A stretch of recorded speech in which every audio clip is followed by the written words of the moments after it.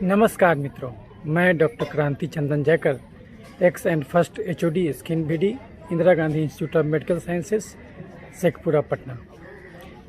मैंने इधर एलर्जी पर एक वीडियो बनाया इंग्लिश में, तो कुछ मित्रों का फ़ोन आया था कि भाई आप हिंदी में भी बनाइए, और एलर्जी के लिए और मित्रों का भी फ़ोन आया था।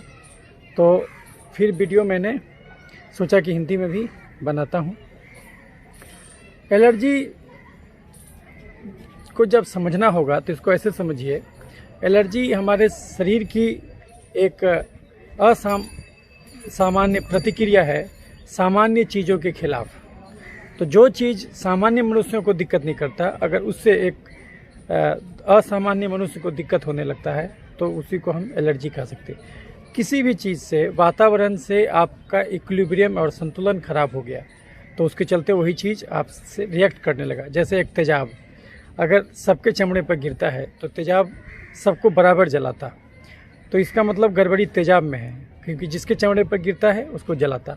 लेकिन वही एक कोई भी सबस्टांस, जैसे कोई पत्ता हुआ या कोई भी डस्ट हुआ या डैंडर हुआ, किसी का वो स्टूल हुआ, टॉयलेट हुआ, वही चीज़ अगर दूसरे को जब दूसरे के चमड़े के कांटेक्ट में या फिर दूसरे के शरीर के किसी भी हिस्से के कांटेक्ट में आता तो वो नुकसान नहीं करता।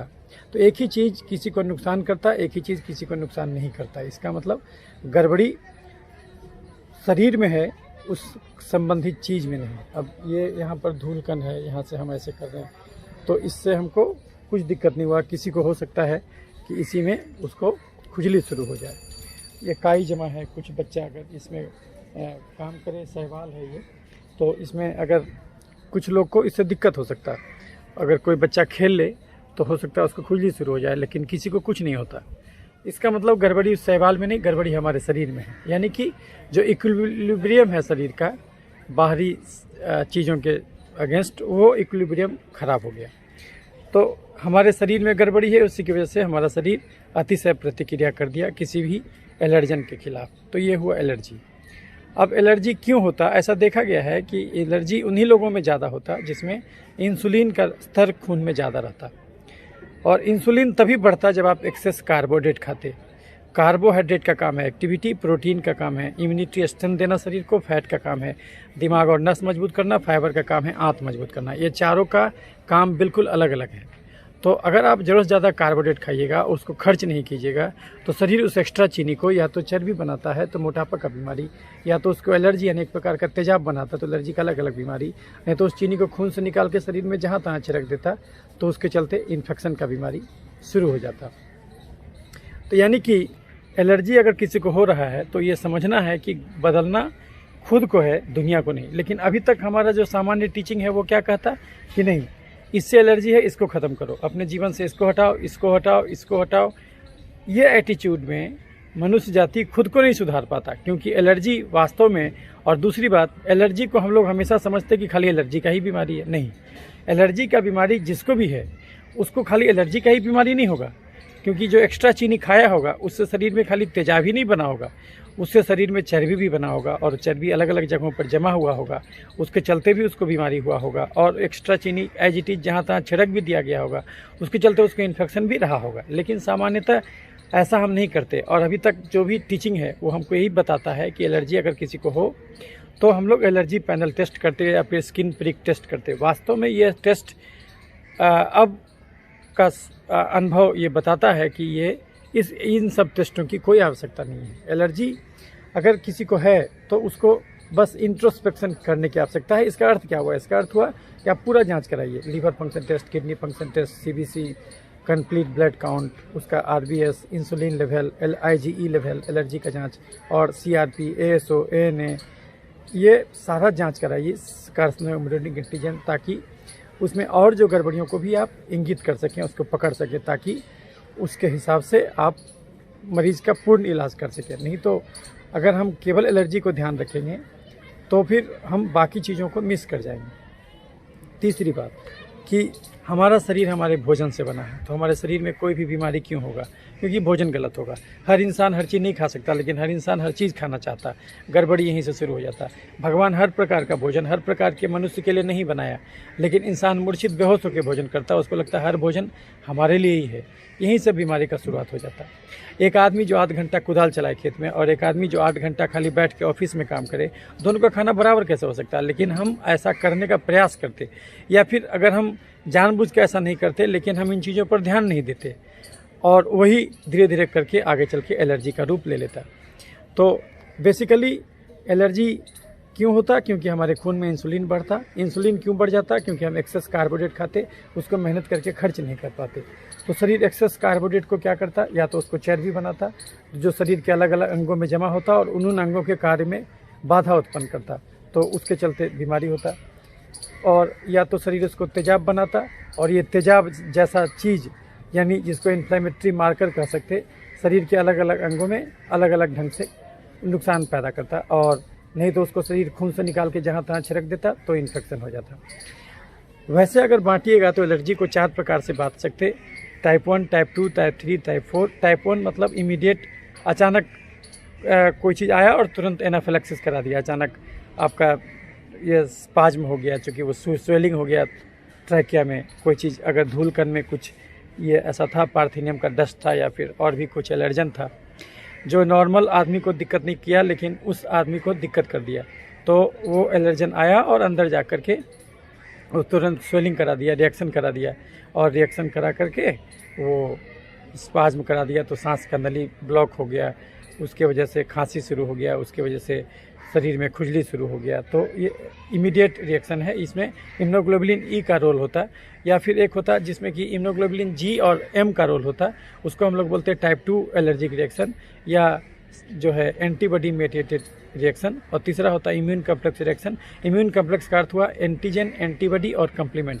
ये तीनों मिल के एक प्लग बना देता है, जो कि वैस्कुलाइटिस कराता है। अलग अलग अंगों में जो इंड ऑर्गन्स है वहाँ जा कर के उसको ब्लॉक कर देता है। उसके वजह से खून का सप्लाई रुक जाता है और अलग अलग ऑर्गन्स में बाधा उत्पन्न होती है, उसके कार्य प्रणाली में अवरोध उत्पन्न होता है। तो एक हुआ। और अंतिम में जो टाइप 4 होता है, उसको हम लोग बोलते हैं delayed type hypersensitivity reaction, जिसमें कि T lymphocyte memory T cell जो है उसको बार बार उसको एनकाउंटर करते रहता है और उसके खिलाफ वो एंटीबॉडी बनाता है ये, और उसको डैमेज करता है ऑर्गन। तो ये क्रोनिक इन्फ्लेमेशन कराता है, क्रोनिक एलर्जी कराता है।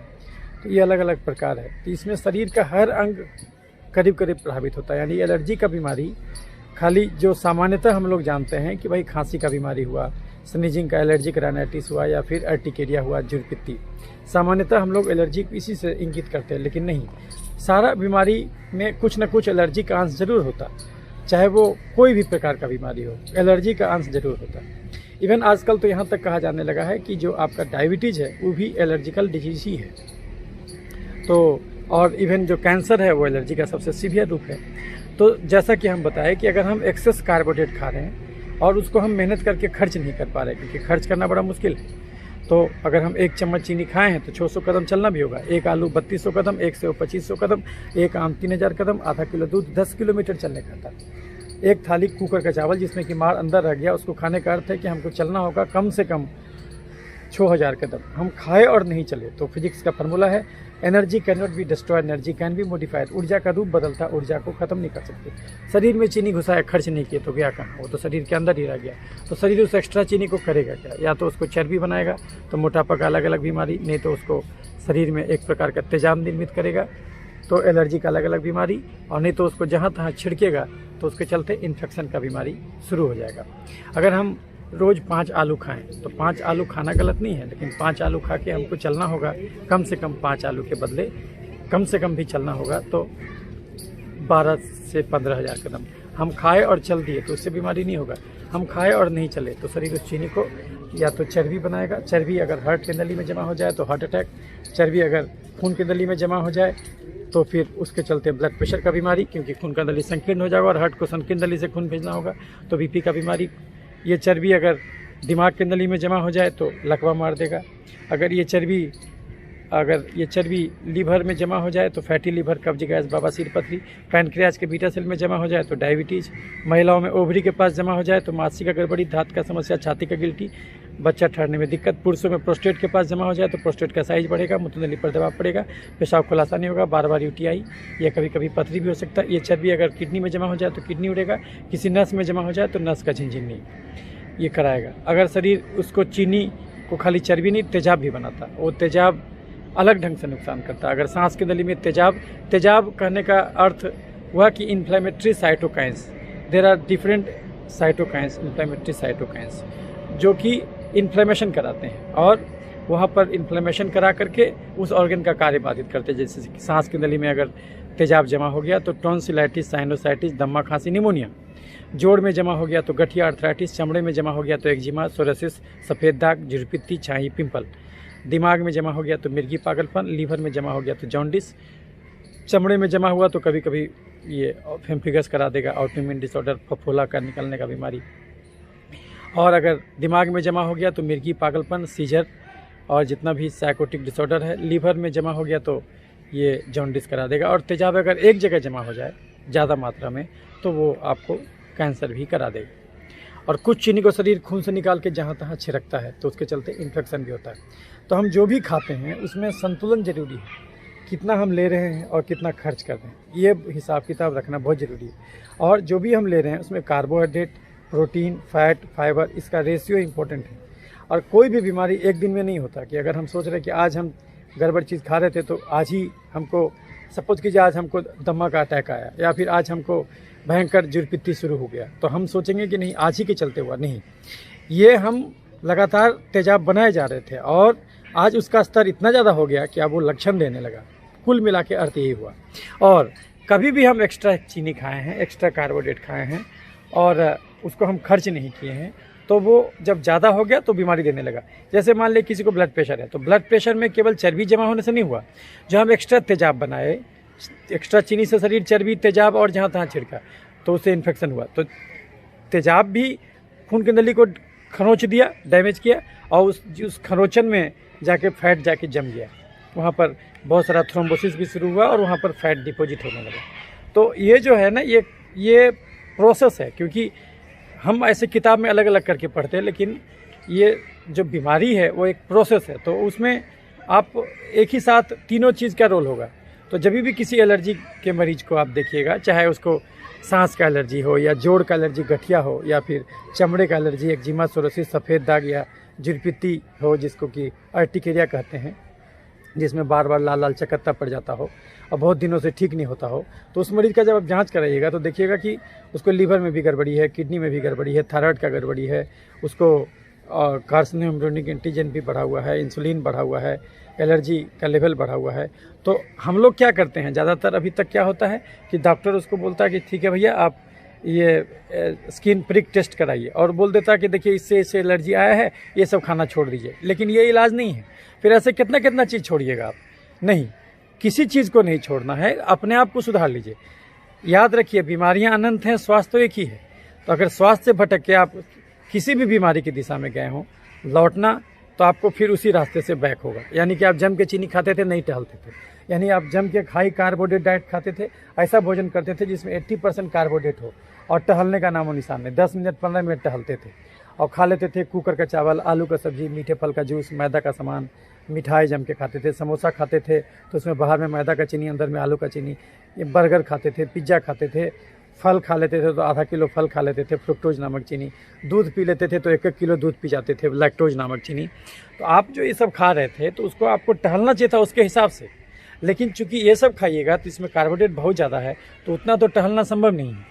और चूँकि ये सब खा के आपको टहलना बहुत पड़ेगा और यदि बिना टहले खाइएगा तो वो शरीर में या तो चर्बी बनेगा तो अलग अलग प्रकार का मेटाबॉलिक सिंड्रोम कराएगा, या तो शरीर उसको तेजाब बनाएगा तो ये अलग अलग एलर्जी का बीमारी कराएगा, नहीं तो उसको शरीर में जहाँ तहाँ छिड़का जाएगा उसके चलते इन्फेक्शन पकड़ेगा। तो आप जब भी, लेकिन हम लोग जब किसी एलर्जी के मरीज को देखते हैं तो हम ये नहीं सोचते हैं कि अगर कोई दमा का मरीज आया तो होगा ही, उसको तो बीपी भी हो सकता है, उस चूँकि चर्बी जमा किया हुआ होगा। जब एक्स्ट्रा चीनी से तेजाब बनाया है तो एक्स्ट्रा चीनी से चर्बी भी बना होगा कुछ ना कुछ अमाउंट में, तो फिर हो सकता है कि एलर्जी का भी मरीज जो है कि मोटा नहीं हो।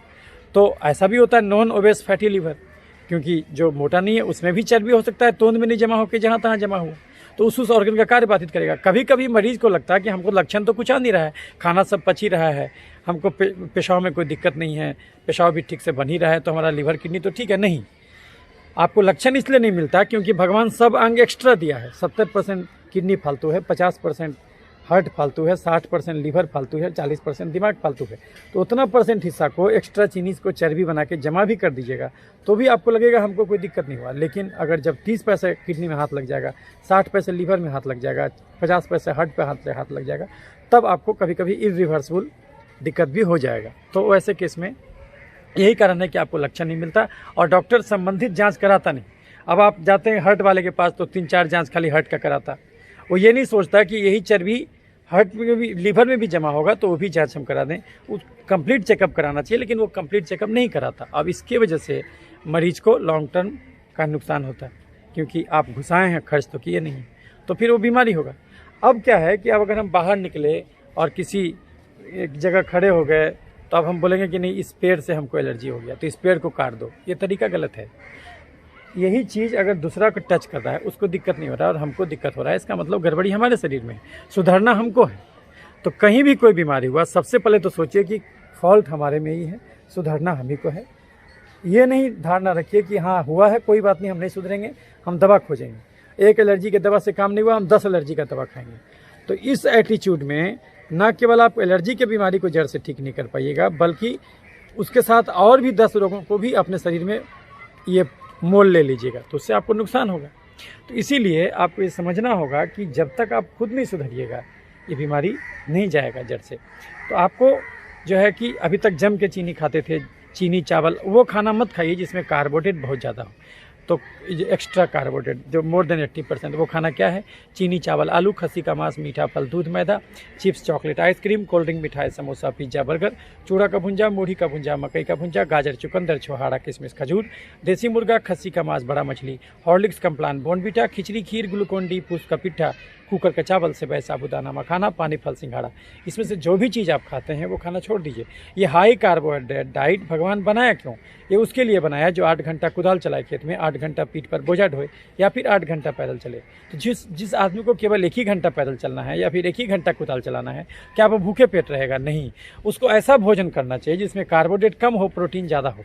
तो वो भोजन क्या है जिसमें चीनी कम हो, प्रोटीन ज़्यादा हो? वो भोजन है दाल, रोटी, हरी सब्जी, सलाद, पनीर, राजमा, सोयाबीन, अंडा करी, मछली, चिकन, दही, घी और साग।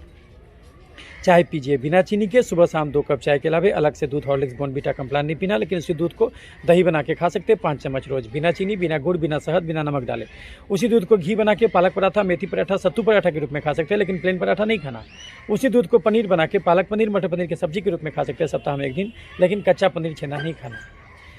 चावल से दुनिया में बहुत कुछ बनता होगा, चावल से बनने वाला एक ही चीज़ खाना, उसना चावल, मार निकाला हुआ तसला वाला, सप्ताह में मैक्सिमम 3 दिन। आलू, अरुई, ओल, शकरकंद, चुकंदर, गाजर, केला मिला सब्जी नहीं खाना, अगवे हरा सब्जी खाना। चावल से बनने वाला एक ही चीज़ खाना, उसना चावल, मार निकाला हुआ तसला वाला चावल। लेकिन चावल से बनने वाला इडली, डोसा, बिरयानी, पुलाव, चूड़ा का भुंजा, मूढ़ी का भुंजा, खिचड़ी, खीर, कुकर का चावल, पुस का पिट्ठा नहीं खाना, क्योंकि ये सब चीज़ में मार यानी चाशनी अंदर ही रह जाता है। जितना चीनी चाशनी में होता है उतनी ही चीनी मार में होता है। और ये अगर नॉनवेज पसंद है तो देसी मुर्गा, खस्सी का मांस, बड़ा मछली नहीं खाना, रेड मीट नहीं खाना, छोटा मछली खा सकते हैं सप्ताह में 1 दिन, चिकन खा सकते हैं, पोल्ट्री फार्म का चिकन, 400, 500, 600 ग्राम का बाजार चूजा सप्ताह में 1 दिन, और अंडा रोज 2 को खाना। कौन सा भुंजा खाना? गेहूं, चना, बादाम, लेकिन चावल, चूड़ा, मूढ़ी, फरी, मकई का भुंजा नहीं खाना। कौन सा फल खाना? खीरा, ककड़ी, टमाटर और कोई मीठा फल नहीं खाना। और छोहाड़ा, किशमिश, खजूर, अंजीर नहीं खाना, लेकिन काजू, अखरोट, कागजी बादाम जरूर खाना। रोज़ टहलना 1 से 2 घंटा, कम से कम 2 घंटा, और कम से कम 15 से 20 मिनट चमड़े को डायरेक्टली धूप जरूर दिखाना, क्योंकि धूप से विटामिन डी पैदा होता है और ये विटामिन डी बहुत अच्छा इम्यूनोमोडुलेटर। सामान्यतः ये धारणा देखा गया है कि लोग कहते हैं कि अभी कोरोना फैला हुआ है तो इम्यूनिटी बूस्टर ले लो। नहीं, किसी इम्यूनिटी बूस्टर का जरूरत नहीं है उसमें। क्यों? क्योंकि ये तो एक्सेस इम्यूनिटी से हो रहा है, ये तो एलर्जी से ही हो रहा है। आप जो एक्स्ट्रा चीनी खाए थे उससे शरीर तेजाब बनाया हुआ था, आपके शरीर में उतना तेजाब था, और जब उतना तेजाब था और साथ ही साथ एक्स्ट्रा चीनी खाए थे, वो चीनी आपके ये लार में भी निकला था। तो वातावरण का जो वायरस है वो जैसे ही अंदर आया, देखा क्या रही तो यहाँ पर चीनी बहुत है, वो ग्रो करने लगा। और जब ग्रो करने लगा तो जब ज़्यादा चीनी आप खाइएगा और उसको खर्च नहीं कीजिएगा तो शरीर उससे तेजाब भी बनाएगा। तेजाब मतलब आपके शरीर में एलर्जी भी ज़्यादा है। एलर्जी भी ज़्यादा है तो वो तुरंत रिएक्ट कर गया। और जब भी चोर पुलिस का लड़ाई होता है तो उसका अगल बगल का चीज़ भी डैमेज होता है। तो अगल जब आपका लड़ाई चल रहा था आपके रेस्पिरेटरी सिस्टम में, तो उसी दौरान जो नॉर्मल टिश्यू है वो भी डैमेज हो गया, उसमें वो भी डैमेज हो गया। तो आपको लक्षण आने लगा, जैसे खांसी होने लगा भयंकर, आपको निमोनिया पकड़ लिया। आप CT स्कैन कराए तो ग्राउंड ग्लास क्लियरेंस मिला, ग्राउंड ग्लास ओपेसिटी मिला। आपको लगा कि वहाँ पर वो सॉलिड जैसा बन गया है, कहीं भी तेजाब डाल दीजिएगा देखिएगा कि बिल्कुल वो सॉलिड जैसा हो गया। तो इस ढंग से आपको हुआ था। तो आपको लगा कि भाई ये क्यों हुआ, क्योंकि हम बाहर में वायरस है, वायरस को मार दो। ये ख्याल ही गलत है, किसी को नहीं मारना है, किसी को नहीं मारना है। ये जो आपका मास्क है ये आपको कानून से रक्षा के लिए है, क्योंकि सरकार नियम बना दिया है कि नहीं लगाओगे तो जेल में ठूंस देंगे, इसीलिए ये मास्क लगाना है। ये कानून से आपको बचाव करेगा। ये किसी भी बैक्टीरिया, फंगस, वायरस से कभी नहीं बचा सकता, क्योंकि उससे बचने का कोई ज़रूरत ही नहीं है।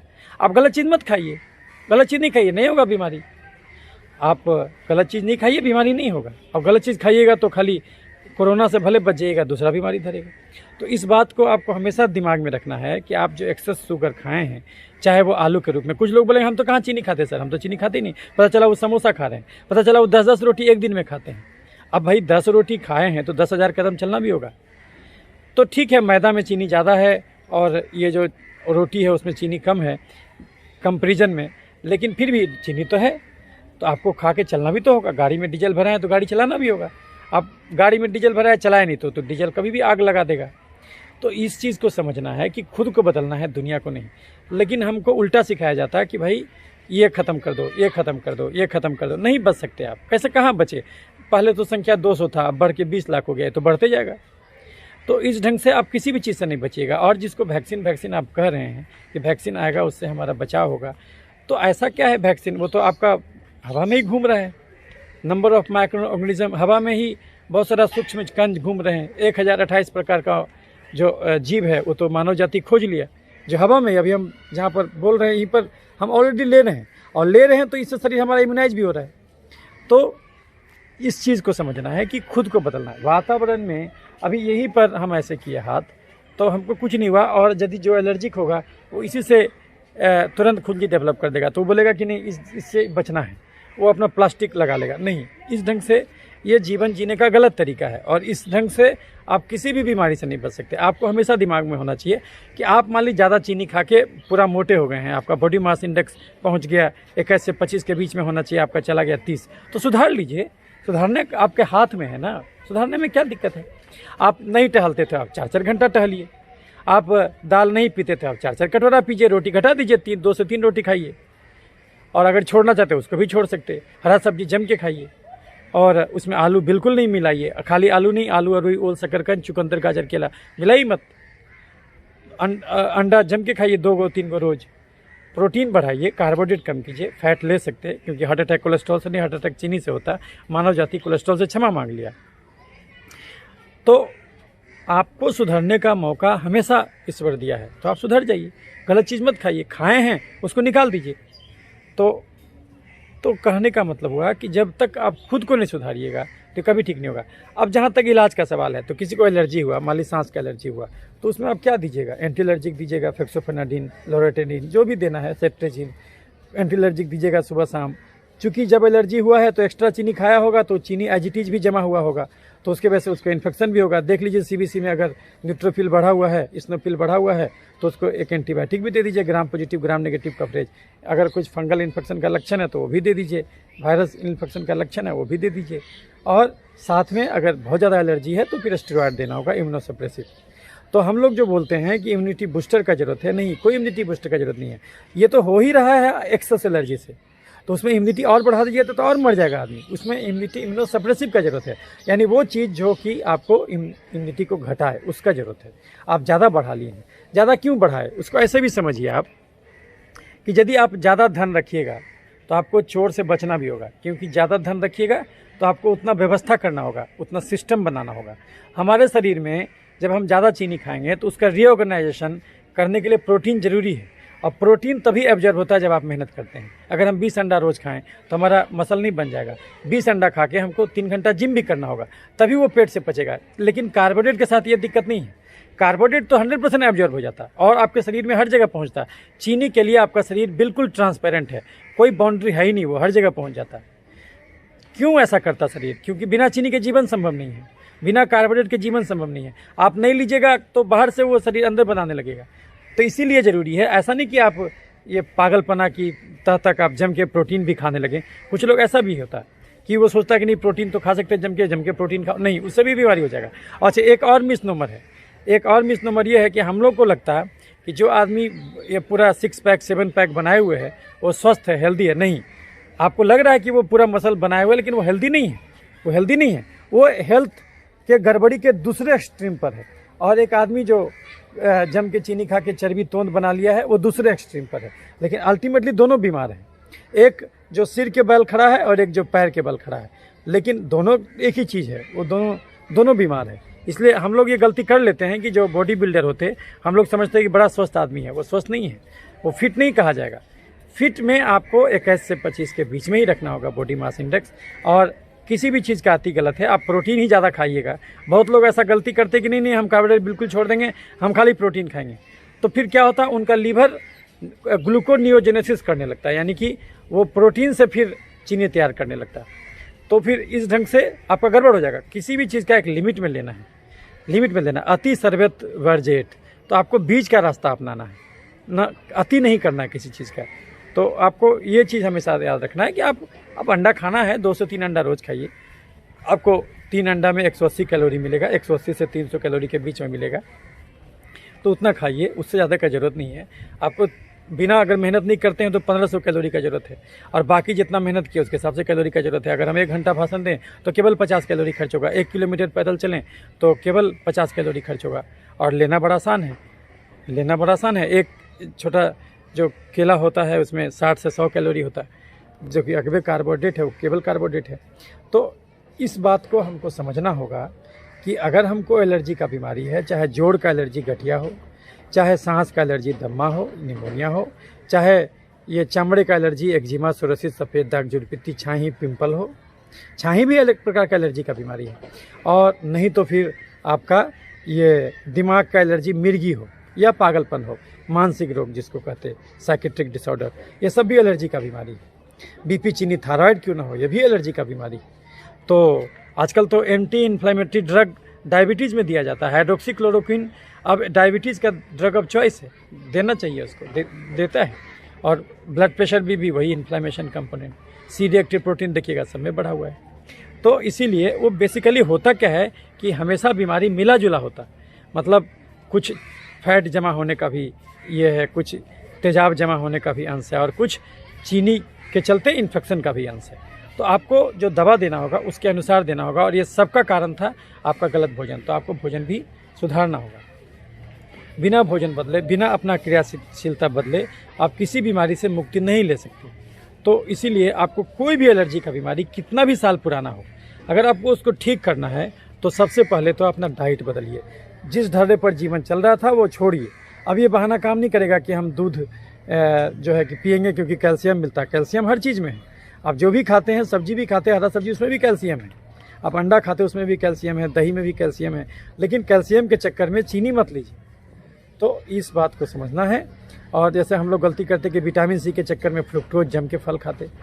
फल अगर खाना है तो खा सकते हैं, आपको 1500 कैलोरी वैसे खर्चा है, बाकी जितना किए उतना खर्चा है। और ये जो टोटल कैलोरी मान लिया आप 2000 कैलोरी एक दिन में खर्च किए नॉर्मली जो, तो आपको 2000 कैलोरी में ज़्यादा से ज़्यादा 800-900 कैलोरी ही लेना है आपको कार्बोहाइड्रेट से, बाकी सब फैट और प्रोटीन से लीजिए। और कम कर सकते तो और अच्छा। और रोज़ टहलिए, ये बहुत ज़रूरी है। खाली एक ही चीज़ अकेले काम नहीं करेगा, खाली डाइट काम नहीं करेगा, आपको रोज़ टहलना भी होगा। अगर ज़्यादा मोटे हैं तो 3-3, 4-4 घंटा टहलिए। और केवल दाल पी के रहिए, 5 किलो वजन तो 1 महीने में कमेगा। तो और आप अगर वजन कम कीजिएगा तो उससे खाली आपका ये एलर्जी का ही बीमारी ठीक होगा ऐसा नहीं है, बल्कि उसके साथ साथ आपका और जो शरीर में गड़बड़ी पैदा हो गया, जो कि हो सकता है आपका डॉक्टर वो जांच नहीं करा के आपको दिखाया होगा, तो वो भी आप उससे भी मुक्त हो जाइएगा, भविष्य के रोगों से भी मुक्त हो जाइएगा। तो और कैंसर जो होता है वो कैंसर भी क्या है, एलर्जी का एक्सट्रीम रूप है। इसलिए देखिएगा कि बहुत सारा दवा जो एलर्जी में काम करता है वो कैंसर में भी काम करता है। जैसे मिथोट्रेक्जेट आपको कैंसर में भी दिया जाता है हाई डोज में, और बाकी एलर्जी सोरेसिस वगैरह में दिया जाता है, उसमें भी काम करता। तो ये आपको जानना है कि कैंसर भी एलर्जी का ही एक्सट्रीम रूप है, तो उसी हिसाब से उसको भी इसी दृष्टिकोण से देखना है। तो हमेशा एक होलिस्टिक अप्रोच रखना होगा आपको इलाज के लिए। ये सोचिएगा कि खाली हम इसके लिए पास जा रहे हैं, तो ये कोई अब किसी को निमोनिया है तो वो जा रहा है, ये अब सांस वाले डॉक्टर के पास गया, पल्मोनोलॉजिस्ट के पास, और वो डॉक्टर जो है कि उसको और चीज़ों के बारे में छोड़ दिया। अब कुछ दिनों के बाद उसको फिर फैटी लिवर पकड़ेगा, उसका जब सिम्टम आएगा, कुछ दिनों के बाद उसका किडनी खराब होगा, तो इसमें वो कंफ्यूज हो जाएगा कि आधा उससे दिखाएगा, आधा उससे दिखाएगा, तो फिर अल्टीमेटली आपका इलाज गड़बड़ होगा। तो इसीलिए जो है कि आपको किसी भी एक फिजिशियन से मिल करके ये सारे चीज़ों के बारे में जिज्ञासा करना है। आपको जब तक जानकारी नहीं रहेगा जिज्ञासा नहीं कीजिएगा। कुछ लोग बोलेंगे कि नहीं हमको तो डायबिटीज़ है, नहीं हम चीनी क्यों छोड़ें। डायबिटीज़ नहीं है, लेकिन हर बीमारी तो चीनी से ही होता है, हर बीमारी चीनी से ही होता है। एक्स्ट्रा चीनी अगर चर्बी बन के पेनक्रियाज के बीटा सेल में जम गया, तो पेनक्रियाज का बीटा सेल ठीक से इंसुलिन नहीं निकल पाया, तो एलर्जी का बीमारी तो आपका डायबिटीज़ पकड़ा। लेकिन वही चीनी चर्बी बन के और भी तो जगह जमा हुआ होगा, तो उसके चलते वो सब बीमारी हुआ होगा। उसी को तो फैटी लीवर भी होगा, उसी को ब्लड प्रेशर भी शुरू हो गया होगा, क्योंकि वो खून की नली में भी जमा हुआ होगा, उसी को दिमाग के नली में जमा हुआ होगा, तो माइग्रेन भी शुरू हो गया होगा। तो वो सब एक ही बीमारी है। अगर आप देखिएगा तो सब एक ही नज़र आएगा, बीमारी एक ही है। यदि आपको पूरा चीज़ समझ में आ गया तो आपको सब एक ही नज़र आएगा। और ऐसे ही जो हमारा फेवरेट बीमारी है, हर वीडियो में मैं बताता कि सिस्टेमिक लूपस एरिथेमेटोसस, जो कि हमारा फेवरेट बीमारी है, इसको हम लोग जड़ से ठीक करते हैं, जबकि किताब में लिखा हुआ है कि जड़ से नहीं जाता। लेकिन ये जड़ से तभी जाता जब मरीज ये प्रतिज्ञा कर ले कि हाँ, हम 3-4 घंटा भी रोज़ टहलना पड़े तो हम टहलेंगे, दाल जम के पीना पड़ेगा हम पिएंगे। अब सोचिए, एक ही कैंसर इरफान खान को हुआ और युवराज सिंह को हुआ। तो इरफान खान जो है कि नहीं ठीक हो पाए और एक्सपायर कर गए, लेकिन युवराज सिंह जिंदा है, क्योंकि वो उनको पता है युवराज सिंह को कि एक्सरसाइज का क्या महत्व है, क्योंकि वो खिलाड़ी हैं। तो आप जब एक्स्ट्रा घुसाए हैं, कोई बात नहीं, मेहनत करके ज़्यादा मेहनत कर लीजिए, वो सब चर्बी गल जाएगा, सब तेजाब गल जाएगा, कहाँ गया दम्मा आपको पता भी नहीं चलेगा। तो इसका सूत्र यही है कि जो आप घुसाए हैं उसको निकालना होगा। तो ये सब चीज़ आपको जानना होगा, और इस ढंग से आप भोजन बदल के फिर हर बीमारी को जड़ से ठीक कर सकते हैं। तो ये सूत्र है जिसको अगर आप समझ गए तो फिर आप बीमारी से मुक्त हो जाइएगा, और अगर नहीं समझे तो फिर एलर्जी का दवा तो फिर ज़िंदगी भर खाते रहिएगा। उससे क्या होगा, आपका लक्षण कमेगा लेकिन बीमारी जाएगा नहीं, और फिर आपको एक बीमारी दूसरे शक्ल में नज़र आएगा। एक एलर्जी ख़त्म हो जाएगा, फिर दूसरे शक्ल में वो नज़र आएगा। तो ये सब चीज़ आपको समझना होगा कि भाई आपको ये जीवन में हर चीज़ गतिशील है, तो आपको भी समझना होगा कि आप क्यों अपना संतुलन खो बैठे, क्योंकि जो आप लिए हैं उसको आप निकाले नहीं। तो अभी देखिए हम हैं यहाँ पर, आपको एक नज़ारा दिखाते हैं। ये घाट है गुलबी घाट, यहाँ पर देखिए लाश जल रहा है, चिता जल रही है। अब क्या है, पंचतत्व का शरीर ये वातावरण में फिर मिल जा रहा है। तो इसी चीज़ से आपको समझना होगा कि ये शरीर भी हमारा वैसा ही है। यही जो कार्बन डाइऑक्साइड निकला है, ये जो धुआं आप देख रहे हैं, यही निकला, ये जो राख देख रहे हैं, यही ऊपर जा कर के CO2 बना, और ये CO2 फिर पौधा फोटोसिंथेसिस करके पत्ता बना दिया। तो यही जीवन है। अब इसमें आप संतुलन इसलिए ख़राब हो गया आपका, क्योंकि आप लिए ज़्यादा और निकाले कम। परिग्रह का आदत ठीक नहीं है। किसी भी चीज़ को संतुलन में रहना है, अति हमेशा आपको नुकसान करेगा। तो ये सब आप समझिए कि भाई इस धरती पर सब लोग गतिशील हैं, तो आपको भी हमेशा इस बात का रखना होगा ख्याल, जाग के रहना होगा कि आप कितना कैलोरी लिए और कितना ख़त्म किए, उसको उसी हिसाब से करना होगा। और ये संतुलन रोज़ का रोज़ है, एक दिन भी गड़बड़ाइएगा तो फिर बीमारी हो जाएगा। इसलिए ये संतुलन रोज़ का रोज़ है, और रोज़ के रोज़ आपको ये संतुलन को मेंटेन करके रखना होगा, नहीं तो बीमारी हो जाएगा। और कभी भी ये मत सोचिए कि बीमारी हुआ तो आपको तंग करने के लिए आया, नहीं। हर बीमारी एक के रास्ते ही स्वास्थ्य आपको फिर से पता चलेगा, क्योंकि स्वास्थ्य की अनुभूति मनुष्य को नहीं होता है, बीमारी का ही आपको बोध होता। जब बीमारी का बोध होता तब आपको लगता है कि अरे कभी हम स्वस्थ भी थे और हमको फिर से स्वस्थ हो जाना है। तो हर बीमारी एक स्वास्थ्य लेके आता है, और स्वास्थ्य में ही परमात्मा है, क्योंकि स्वास्थ्य का अर्थ है स्व में स्थिति, और स्व में ही परमात्मा है। तो इसको आपको समझना होगा कि भाई हम जो जीवन को जिस दिशा में ले गए हैं, हमारे पास बिजनेस इतना बढ़ गया, इतना हमारे पास मरीज आने लगा, हम डॉक्टर थे या फिर हमारा और भी जो काम था उसमें हम इतने आगे चले गए कि अब हमको समय नहीं है कि हम अपने शरीर को दे पाएँ। नहीं, ये करना होगा। अभी हम वीडियो भी बना रहे हैं और चल भी रहे हैं, तो ये ज़रूरी है क्योंकि कैलोरी खर्च करना होगा, नहीं तो हम भी जो है कि 10 बीमारी से ग्रसित हो जाएंगे। तो ये बहुत ज़रूरी है कि भाई आप जितना खाते हैं उतना आपको जलाना भी होगा, और ये सबके लिए है। तो आज जो आपको कोई चीज़ बीमारी पता चला वो आज ही नहीं हुआ है, उसका बीज आप बहुत दिन से रोपे हुए थे, तो उसको सुधार लेना है तो हर बीमारी चला जाएगा। और लेकिन हम लोग करते हैं उल्टा, हम लोग करते क्या हैं, बोले नहीं इससे एलर्जी हो रहा है, और वो डॉक्टर भी बेहोश, मूर्छित बेहोश, और आप भी मूर्छित बेहोश। वो बोला कि इससे एलर्जी है, उससे एलर्जी है, स्किन प्रिक टेस्ट किए तो इससे एलर्जी निकला, उससे एलर्जी निकला, ये सब्जी बंद, वो सब्जी बंद, तो फिर गड़बड़। तो इस ढंग से सोचने से बीमारी नहीं जाएगा। आपको समझना होगा कि कार्बोहाइड्रेट कम कीजिए और ओवरऑल कैलोरी भी उतना ही लीजिए जितना खर्चा है, और उसको रोज़ के रोज़ संतुलन बना के रखिए, तो आप हर बीमारी से बचिएगा। ये हर चीज़ में, आपके विचार में भी है। आप मन में नेगेटिव थाउट, पॉजिटिव थाउट जो भी सोचते हैं वो आप बैलेंस रखना होगा, किसी चीज़ का ग्रंथि नहीं बनाना है। जो सोचना है और उसको अपने अनुभव से गुजारना है। 10 गो चीज़ आप सुने तो फिर आप उसको अपने अनुभव से गुजारिए। देखिए आप 10 गो आम खा के एक दिन देखिएगा कि अगले दिन कुछ ना कुछ फोड़ाफुन से निकल गया, तो आपको समझ में आ गया कि चीनी गिराया तो चींटी लगा। चीनी गिराइएगा तभी चींटी लगेगा। सुख और दुख एक ही सिक्के का दो पहलू, संक्रमण और चीनी एक ही सिक्के का दो पहलू, तो वो एक ही चीज़। यदि गाड़ी नहीं चलाना तो डीजल नहीं भरो। अभी तक एक नाव आ रहा है, यदि ये बिना चलाए ही डीजल जमा करेगा तो आग लग जाएगा। ठीक उसी प्रकार से ये जीवन एक चक्र है। तो आप अगर चीनी नहीं खाइएगा और उसको लीजिएगा ज़्यादा, उसको खर्च नहीं कीजिएगा लेकर के, तो फिर वातावरण का ऑर्गेनिज्म आपके शरीर में घर बनाएगा और उससे लड़ने के लिए आपका शरीर और ज़्यादा मात्रा में असलहा रखेगा। क्योंकि जब ज़्यादा धन होगा तो जाहिर सी बात है, धन जब ज़्यादा है तो उसको बचाने के लिए आप ज़्यादा गोली बंदूक बारूद भी रखिएगा, क्योंकि कोई भी आदमी आके छीन लेगा। आपके पास धन है तो कोई भी छीनना चाहेगा। तो आप ज़्यादा चीनी रखे हैं और वातावरण में भी सब लोग लगा हुआ है चीनी खाने के लिए, तो उसको आपको उतना ज़्यादा सुरक्षा इंतजाम यानी इम्यून सिस्टम आपका ऑटोमेटिक बढ़ जाएगा। तो वो क्यों हुआ? क्योंकि आप जब ज़्यादा चीनी खाए थे तो खून में चीनी ज़्यादा जा रहा था, तो लगा कि उसको जो फर्स्ट लाइन डिफेंस है वो तुरंत बढ़ जाएगा। न्यूट्रोफिल देखिएगा, न्यूट्रोफिल काउंट बढ़ गया।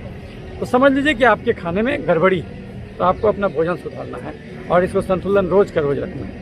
ये अगर कोई भी जीव जंतु नहीं करेगा तो वो जो है कि बीमार पड़ जाएगा। अभी देख कुत्ता सब सोया हुआ है, लेकिन इसको बीमारी नहीं होगा क्योंकि ये चलते रहता है। किसी पालतू कुत्ते को उस ढंग से ज़मीन पर सुला दीजिए, देखिएगा तुरंत बीमार हो जाएगा। तो खुद को बदलना है, दुनिया को नहीं। यही संदेश है हमारा। हर वीडियो में एक ही चीज़ बताते हैं, लेकिन चूंकि सुनने वाले का दृष्टिकोण अलग होता है, कुछ लोग अलग नज़रिए से समझते, कुछ लोग अलग नज़रिए से समझते, तो एक ही बात को हम अलग अलग बीमारी के संदर्भ में अलग अलग वीडियो बना के आपको कहना होगा, ताकि जो है कि आप भी इन सब बातों को ठीक से समझ सकें। और एक बार समझ गए, अगर समझ में आ गया कि हम बीमार क्यों पड़े, तो फिर स्वास्थ्य तक वापस लौटना बड़ा आसान हो जाएगा। तो हम आगे भी आपसे मिलते रहेंगे अलग अलग वीडियोज़ के माध्यम से। मैं doctor Kranti Chandan Jaykar, ex and first HOD, skin VD, IGMS Patna. कोई भी अगर कुछ मन में प्रश्न उठे तो हमको कॉल कर सकते हैं, हमारा नंबर इसमें रहेगा। अगर आप इस वीडियो को यूट्यूब पर देख रहे हैं तो यूट्यूब में भी नंबर होगा, और फेसबुक पर देख रहे हैं तो फेसबुक में भी नंबर होगा। और चमड़ा का डॉक्टर खाली चमड़ा का बीमारी नहीं, BP, चीनी, गठिया, दमा, मिर्गी, पथरी, ये सब भी ठीक कर सकता है, क्योंकि कारण सबका एक ही है। जब हम जड़ ही धर लिए तो फिर अलग अलग ब्रांच काटने का, शाखा काटने का जरूरत नहीं पड़ेगा। जब जड़ आप पकड़ लिए तो फिर हर बीमारी को आप ठीक कर सकते हैं, क्योंकि कारण वही है। लेकिन याद रखिए, कोई भी बीमारी केवल दवा से कभी ठीक नहीं होगा। अगर उसको आपको जड़ से ठीक करना है तो उसका जड़ पकड़ना होगा और अपने भोजन को चेंज करना होगा और अपनी क्रियाशीलता को चेंज करना होगा, तभी कोई भी बीमारी पर आप काबू पा सकते हैं। आप ये भुलावा में मत रहिए कि हम 10 मिनट टहल लिए, 15 मिनट टहल लिए तो हो गया। नहीं, इससे कुछ नहीं होगा, इससे कुछ नहीं होगा। ये 10 मिनट आप टहलिएगा तो करीब करीब 1 किलोमीटर चलिएगा, और 1 किलोमीटर में केवल 50 कैलोरी खर्च होगा। लेना बड़ा आसान है, खर्चा करना बड़ा मुश्किल है। तो इन सब बातों को आपको ध्यान रखना होगा। आप कितना ले रहे हैं, कितना खर्च कर रहे हैं, इसका रोज़ का रोज़ हिसाब रखना होगा। और कितना विचार आप लिए नेगेटिव, कितना पॉजिटिव, उसका भी हिसाब रखना होगा। किसी को ग्रंथि नहीं बनाना है, अपने अनुभव से गुजारना है, तो आपका मन भी स्वस्थ रहेगा और जो है कि आपका ये शरीर भी स्वस्थ रहेगा। तो फिर अल्टीमेटली फिर आपको स्वास्थ्य में डूब जाइएगा आप, यानी परमात्मा में डूब जाइएगा, तो हर चीज़ से मुक्त हो जाइएगा। तो यही जीवन का उद्देश्य है। तो किसी भी प्रकार के अगर आप चाहिएगा कि किसी और बीमारी पर वीडियो बनाएं, वैसे तो कोशिश करेंगे कि हर बीमारी पर वीडियो बनाएं। चीज़ तो एक ही चीज़ बताना है, लेकिन अलग अलग नज़रिए से बताएंगे तो फिर समझ में आएगा। क्योंकि किसी चीज़ को सुन लेना आसान है और उसको अपने जीवन पर उतार देना सही ढंग से, ये बिल्कुल ही दूसरी बात है। तो इसीलिए अगर एक ही चीज़ को बार बार अलग अलग एंगल से देखिएगा, समझिएगा, तो फिर आपको बोध जग जाएगा, फिर आपके लिए बीमारी को ठीक करना मुश्किल नहीं रहेगा। तो इन्हीं सब बातों के साथ अब मैं इस वीडियो को समाप्त करता हूँ। आगे भी आपसे मिलता रहूँगा अलग अलग वीडियोज़ में, और इतने प्यार से मेरी बातों को सुनने के लिए बहुत आभार, बहुत प्रणाम। स्वस्थ रहें, सुखी रहें, जहाँ भी रहें परमात्मा में लीन रहें। यही सब बातों के साथ आपसे विदा लेता हूँ।